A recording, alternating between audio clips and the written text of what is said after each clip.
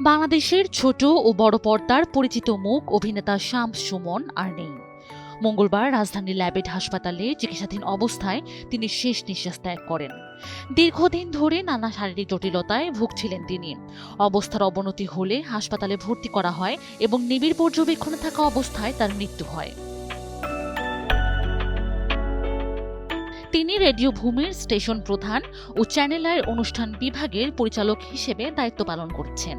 ৯০-এর দশক থেকে অভিনয়ে যুক্ত হয়ে অসংখ্য নাটকে দর্শকদের মন জয় করেন তিনি। স্বপ্নপূরণ চলচ্চিত্র অভিনয়ের জন্য জাতীয় চলচ্চিত্র পুরস্কার পান।